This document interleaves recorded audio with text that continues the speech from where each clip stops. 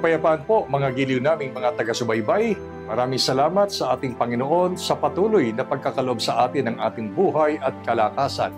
At gaya ng aming pong paulit-ulit na ipinapaalala, sana po ay mabigyan natin ng panahon ang patuloy na pagsubaybay sa pag-alam ng mga banal na kalooban ng Diyos na pawang nasusulat sa banal na kasulatan.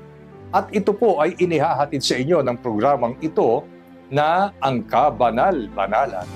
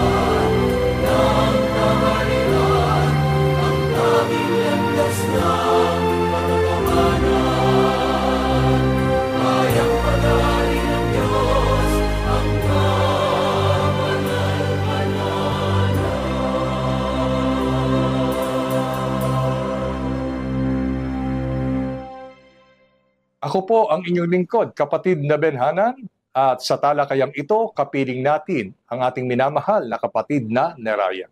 Kapayapaan po, kapatid na Neraya. Kapayapaan din po sumainyo, kapatid na Benhanan, at kapayapaan po sa lahat ng aming mga minamahal na taga-subaybay ng palatuntunang ito na ang Kabanal-Banalan.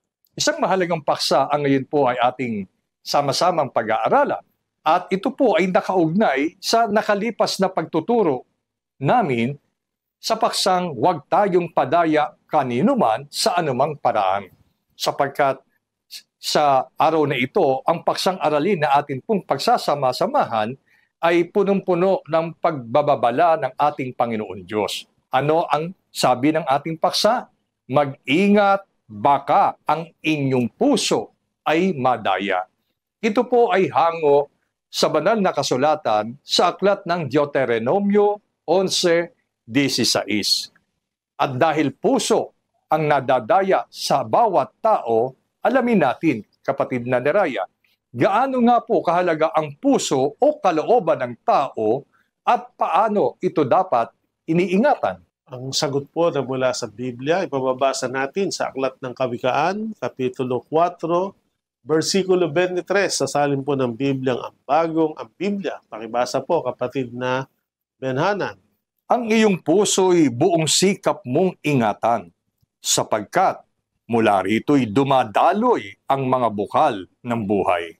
Maliwanag po ang pahayag na ito mula sa banal na kasulatan. Ayon po mismo sa pagpapaliwanag ng isa sa mga lingkod ng Diyos, ang pantas at matalinong haring si Solomon. Ipinapaliwanag niya kung gaano kahalaga ang puso o kalooban ng tao at kung paano ito nararapat ingatan. Gaya ng ating narinig, sa pusoan niya dumadaloy ang mga bukal ng buhay. Totoo po yan. Malaki po ang kinalaman ng ating puso kahit po sa pisikal, sa pagdaloy ng ating buhay. Kaya hindi pwedeng ang puso maprakasa o ang puso wala sa ayos. Sapagkat kapag ang puso ay wala sa ayos, yun nga lang magkaroon ng para yung mga ugat nito, kumbaga sa pisikal, maapektuhan ang pambuong katawang kalusugan. Kaya lalo na po yung kalooban na inirepresenta ng puso ay dapat laging nasa maayos na kalagayan sapagkat may malaking kinalaman ito sa ikabubuhay ng tao at kung hindi maingatan, ito'y pwedeng magdulot sa tao ng kanyang ikamamatay. Kaya napakahalaga po ng puso, napakahalaga ng kalooban, dinadaluyan ng bukal ng buhay. Kaya ang sabi ng Biblia, ingatan mo ang puso mo ng buong sikap. Talagang iukol natin ang mataas na antas ng pagpapahalaga, pag-iingat, at tiyaking nasa maayos at ligtas na kalagayan ng ating puso, ang ating kalooban upang hindi maapektuhan ang ating buhay o ang ating kalalagayan. Mga giliw naming mga taga-subaybay, mapapansin po natin, lalo po sa atin pong kapanahunan, ang tao ay totoong nagiging health conscious, di po ba? Kung mayroong isa sa mga iniingatan ng tao sa kanyang katawan, ito ay ang kanyang puso, upang manatili ang kanyang buhay at kalakasan.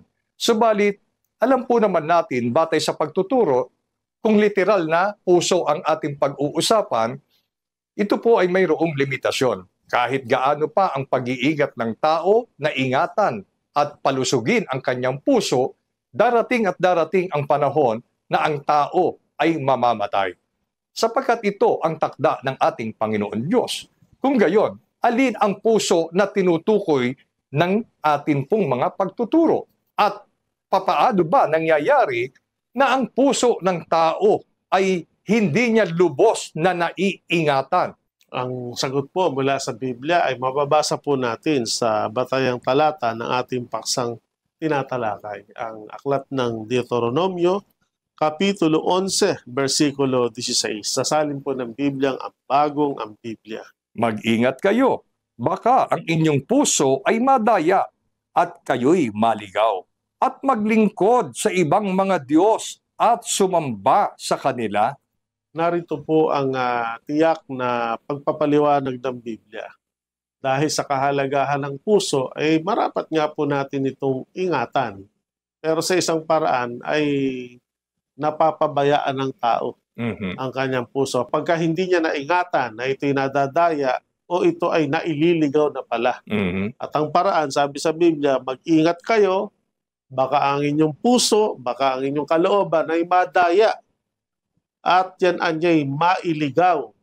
So kailan o anong pagkakataon na ililigaw at nadadaya ang puso kapag kayo anya'y naglingkod sa ibang mga Diyos at sumamba sa kanila.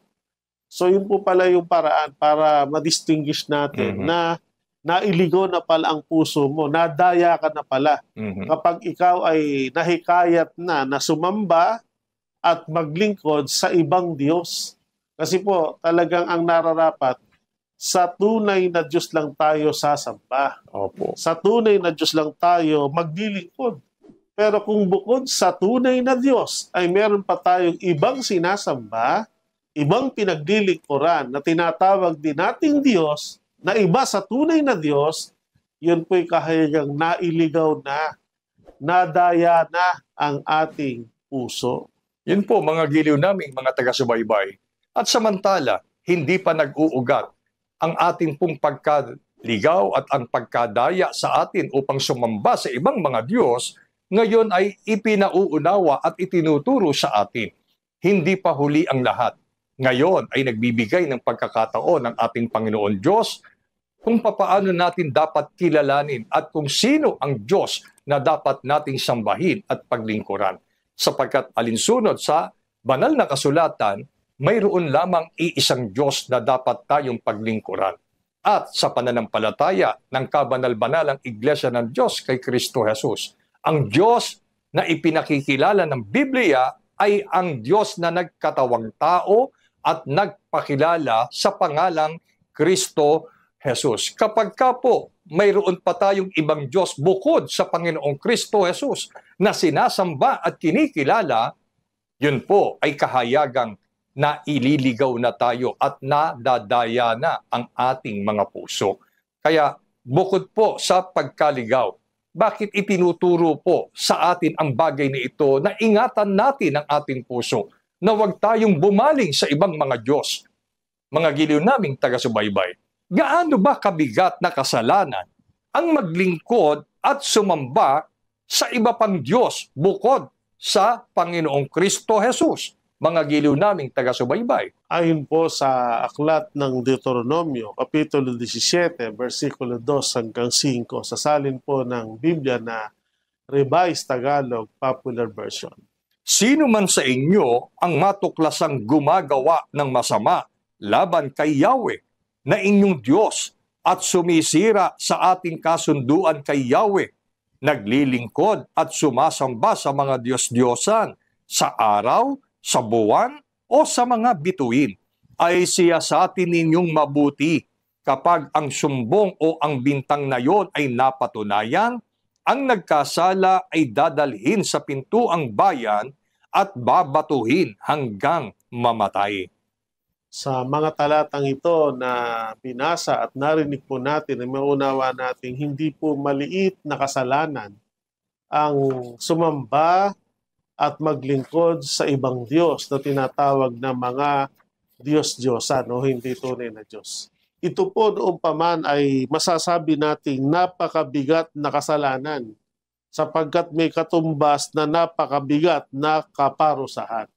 Sa panahon po ng unang bayan ng Israel, ang parusa doon sa mga bumaling sa pagsamba sa Diyos-Diyosan, naglingkod sa mga hindi tunay na Diyos, kapag nasiyasat at napatunayang gayon nga ang kanilang ginagawa, dadalhin niya sa pintuang bayan at babatuhin hanggang sa mamatay.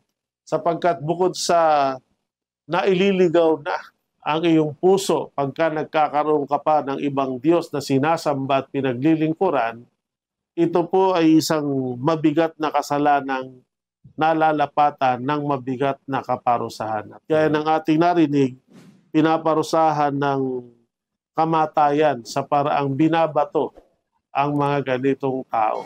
So, ibig sabihin, talagang hindi po maliit na kasalanan. Kasi kung maliit lang sana ang kasalanan to, may maliit lang kaparusahan ang gumagawa nito. Pero pansinin niyo po, napakabigat ng parusa. Binabato hanggang sa mamatay ang mga tao na napatunayan na nagkasala ng pagsamba sa ibang Diyos o sa mga Diyos-Diyosa sa panahon ng unang bayang Israel. Yun po, mga giliw naming taga-subaybay, ang kaparusahan sa unang bayan ng Diyos kung ang tao'y mailigaw at madaya ang kanyang puso sa paraang siya'y mapatunayang sumasamba sa iba pang mga Diyos, sila po ay parurusahan ng tinatawag na kamatayan. At ang kamatayan na igagawad sa kanila ay masasabi nating isang brutal na paraan ng kamatayan sapagkat ang taong nagkasala sa pagsamba sa mga Diyos-Diyosan ay binabato hanggang sa ito ay mamatay. Sa panahon po natin ngayon ay wala na pong ganong kaparusahan. Subalit, ibig po bang sabihin ay may kalayaan na ang tao na bumaling sa iba pang mga Diyos at sumamba pa sa iba't ibang mga Diyos na kanyang kinikilala, bunga ng kanyang pagkaligaw. At kung mananatili ang tao sa ganoong kalalagayan at hindi mababago at ayaw niyang sampalatayanan na mayroon lamang iisang Diyos na dapat kilalanin at paglingkuran, ano po kaya, kapatid na Neraya, ang malagim na kasasapitan nila na itinakda para sa mga taong mananamba sa Diyos-Diyosan? Ang sagot po na mula sa Biblia ay mababasa natin muli sa Apokalipsis. Ang kapitulo po ay 21 at ang bersikulo ay 8. Sasalin po ng Biblia na Tagalog, Popular Version. Subalit malagim ang kasasapitan ng mga duwag, mga taksil, mga nagpasasa sa kasuklam-suklam na kahalayan, mga mamamatay tao, mga mapakiapid, mga mangkukulam, mga sumasamba sa Diyos-Diyosan, at lahat ng sinungaling. Sila'y ibubulid sa lawa ng naglalagablab na asupre na siyang pangalawang kamatayan. Napakalinaw po ang sagot na ito mula sa mga talatang binasa ng ating kapatid na Benhanan. Tinatalakay sa talatang ito ang malagim na kasasapitan ng mga taong kapag hindi nagbago sa paggawa ng iba't ibang uri ng pagkakasala. At inisa-isa po dito ang mga kasalanang yaon. Yun ang mga duwag, yung mga taong hindi nagtapat o mga taksil, mga nagpasasa sa kasuklam-suklam na mga kahalayan, at silaan niya na mga mamamatay tao, mga nakikiapid o nangangalon niya, mga nangkukulam, at kasampo na binanggit sa talata yung mga sumasamba sa Diyos-Diyosan katulad ng lahat ng sinungaling, silang lahat anya ay ibubulid sa lawa ng naglalagablab na asupre na siyang pangalawang kamatayan. So tinutukoy dito na hindi man sa ating panahon na nangyayari na katulad sa panahon ng Israel na binabato sa hanggang sa mamatay yung mga sumasamba sa Diyos-Diyosan, pero hindi ibig sabihin ay pwede nang isagawa ang pagsamba sa hindi tunay na Diyos. Meron pong babala at meron ng pasya ang Biblia sa araw ng paghuhukom. Sila'y ibubulit sa dagat-dagatang naglalagablab na asupre. Sa madaling salita, ito po yung tinatawag na impyerno. Ang impyerno po ay hindi kathang isip. Opo. Ito po ay isang katotohanang inihanda para sa dyablo at sa kanyang mga kampon. At maaaring madamay ang mga tao kapag hindi binago na sila ay mamamalaging sumasamba sa Diyos-Diyosan. Kaya yan po ay bukod sa naililigaw na ang iyong puso, nadadaya ka na, mapaparusahan pa. Kaya kung meron isang bagay na dapat pagsikapan ng tao habang sinabubuhay, talagang ingatan niya ang kanyang kalooban na huwag siyang madaya o mailigaw sa pamamagitan ng nahihikayat siyang sumamba sa mga hindi tunay na Diyos. Binanggit nga po doon sa babalikan nating talata, yung mga sumasamba sa araw, sa buwan, sa mga bituin, maraming kanyang practice ng paraan ng worship o pagsamba na sa halip na sambahin yung Creator, yung Diyos na lumalang, ang sinasamba yung creation, yung mga nilalang.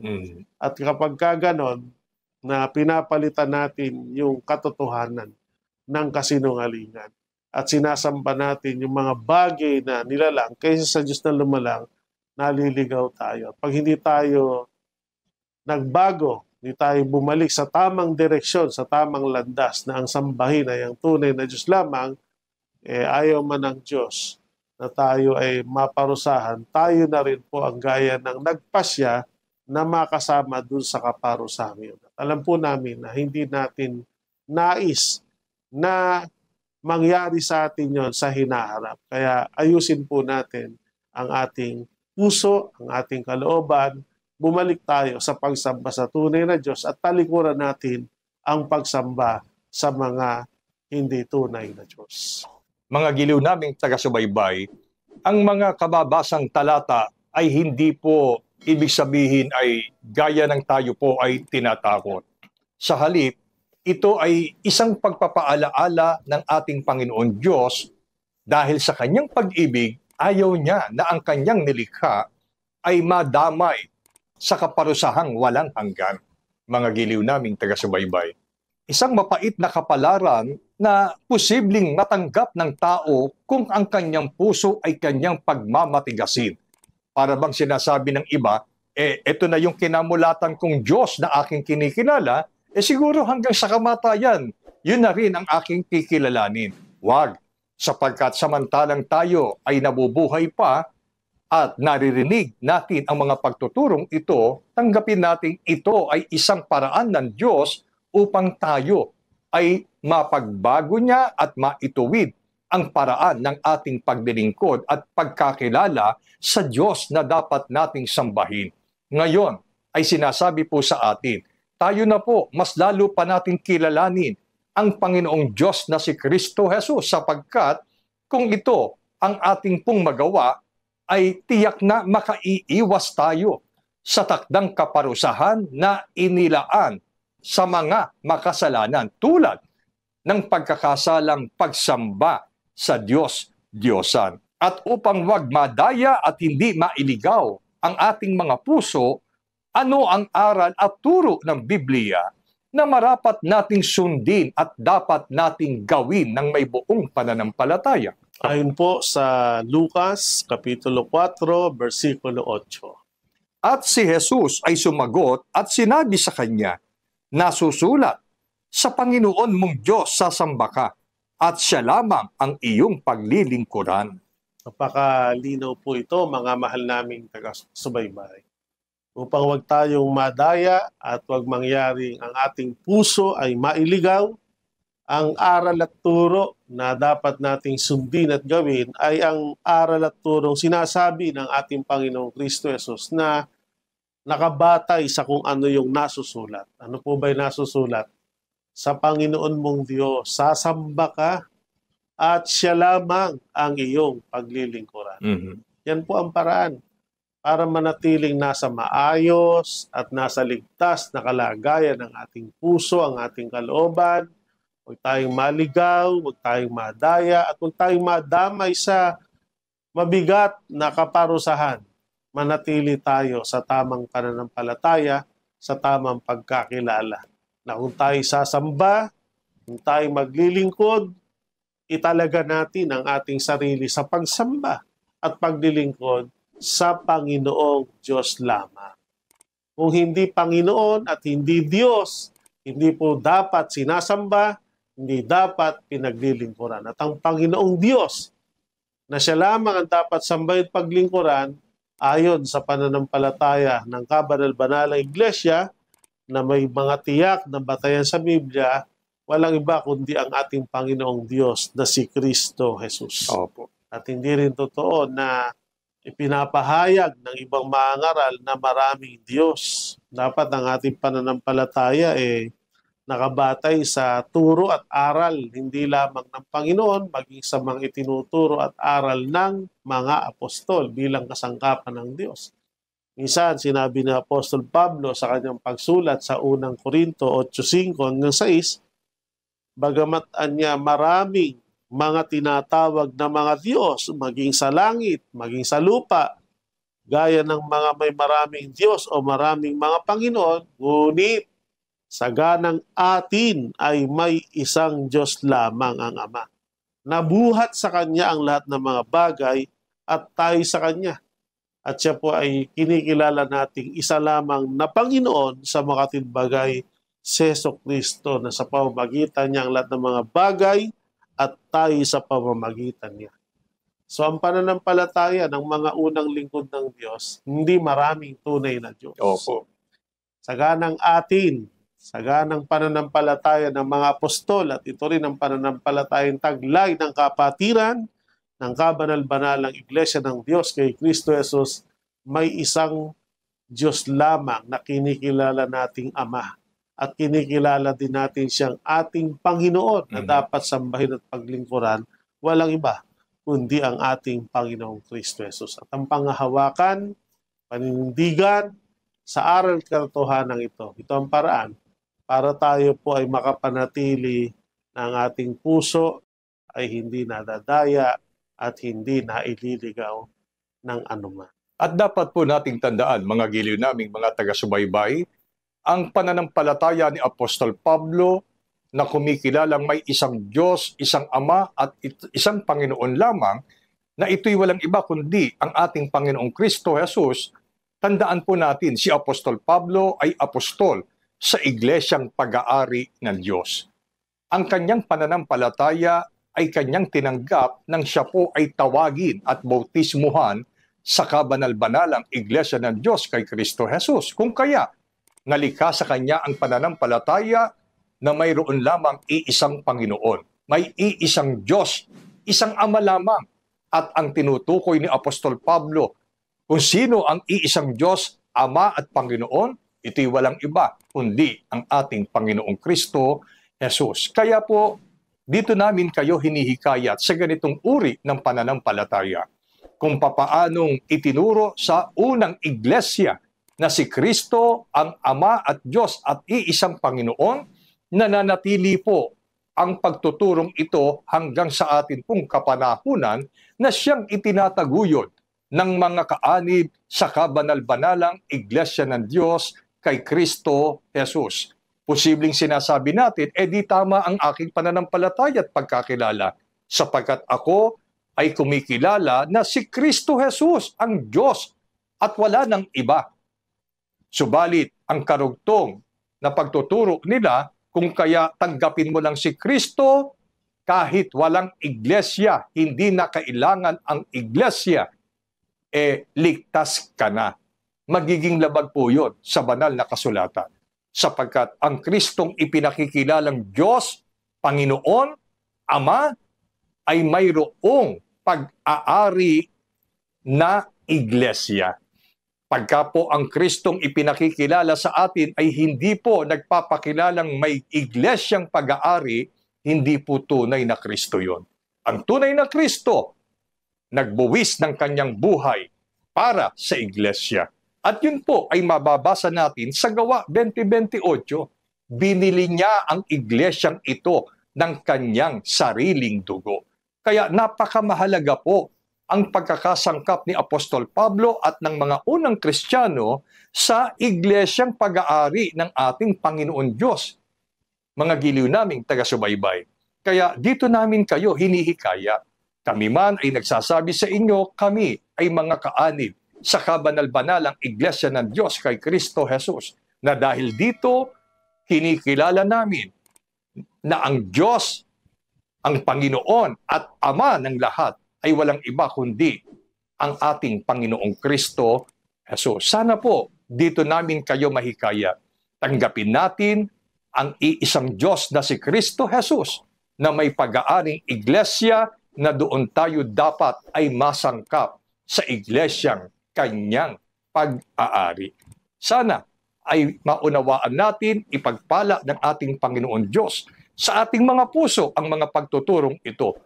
Lumikha ng pananampalataya na kumikilala na ang ating Panginoong Kristo Jesus ay iisang Diyos na may pag-aaring tunay na iglesia. At ito nga po ang kabanal-banalang iglesia ng Diyos kay Kristo Jesus. Ipagpala sa atin mula ngayon at magpakailanman.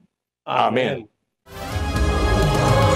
Maraming salamat po sa inyong pagtangkilik sa palatuntunang ito ng kabanal-banalang Iglesia ng Diyos kay Kristo Jesus. Kung nais po ninyong mapanood ang iba pa naming programa at upang lubos po ninyong makilala ang kabanal-banalang Iglesia ng Diyos kay Kristo Jesus, mag-subscribe sa ating YouTube channel na The Most Holy Church, bisitahin ang aming Facebook page na MHC Media. At bisitahin ang ating official website na www.mostholychurch.com. Maraming salamat po.